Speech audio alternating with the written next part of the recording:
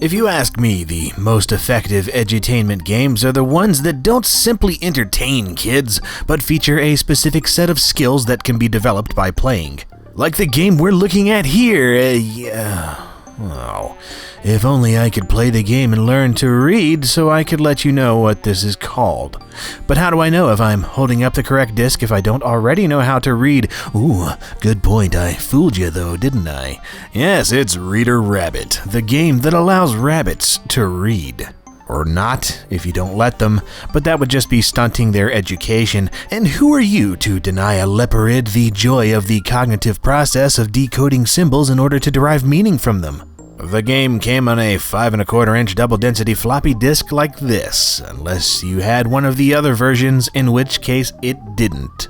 As you can tell from this awesomely colorful intro screen, Reader Rabbit is from the Learning Company, and while this version hails from 1989, it was originally published in the far superior year of 1984 for the Commodore 64 and Apple II. This is the DOS EGA version that we'll be looking at for the review, but there was also a CGA version, which is just fantastic if you believe that less is more, or have a prurient fixation on magenta and cyan. I also love how the game is already teaching kids valuable stuff, like the fact that coking up before conducting a train next to a trash can is probably a bad idea. Once you get through learning by example from Reader's astronomical bender, you're smacked in the face with a menu screen, providing you 4 game types to choose from: the sorter game, the labeler game, the word train game, and the matchup games. We'll take a look at these, starting with number 1 and moving onward, since I found that following a logical numerical order helps keep me sane. The first game on the list is Sorter, where you must help Reader Rabbit sort the words into the meaningless slots beneath his presumably lucky feet, and do so quickly enough, or else they'll fall into the trash forever. The idea is to keep the words with the same letter in the same place as the one shown at the top of the sorter machine. It's incredibly simple, and even on the highest speed setting, it's not exactly going to challenge most youngsters. Get 5 carrots, and you'll win the prize of a stack of pointless 3-letter words and the chance to watch Reader Rabbit do a little dance number, which is good because I like my Hassenpfeffer nice and limber. The next game is Labeler, which sounds like the dreariest of Monday morning office jobs, but is in fact the okayest of Friday morning game review material. The idea here is to unscramble the letters to spell the words to match with the 3 pictures shown. Letter choosing goes from left to right, and once again the words only consist of 3 letters each, so fans of the first Mersenne prime number are in for one heck of a party.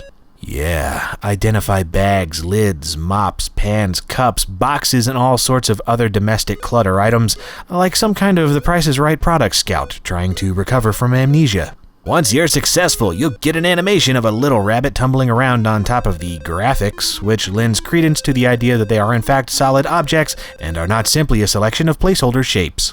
You know, it's possible they may even have feelings, but that's getting far too complex for my brain, so let's move on to the word train game.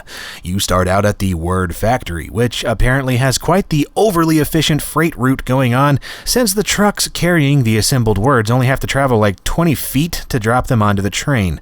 And once you realize that there's actually some logistics guy out there who has freaked out over this idea at some point since 1986, you'll want to start making a train of words that differ by only 1 letter from the word on the train engine.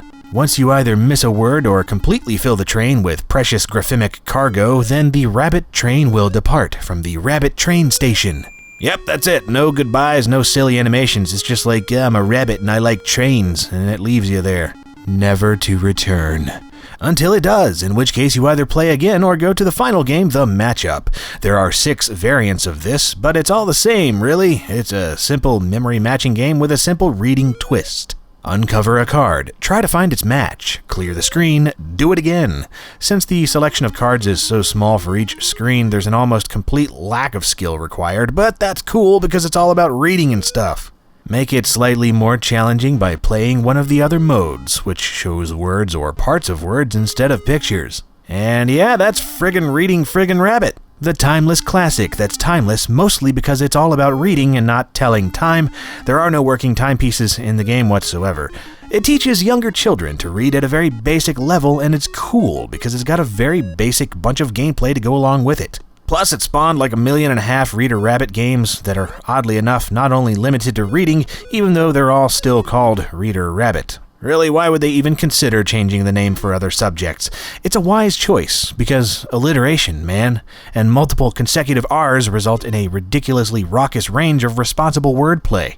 And hey, I mean, rabbits are made of fur and cuteness, so why not? It's a good choice. Sure sounds better than Reader Ragfish, or Reader Roundworm if you ask me.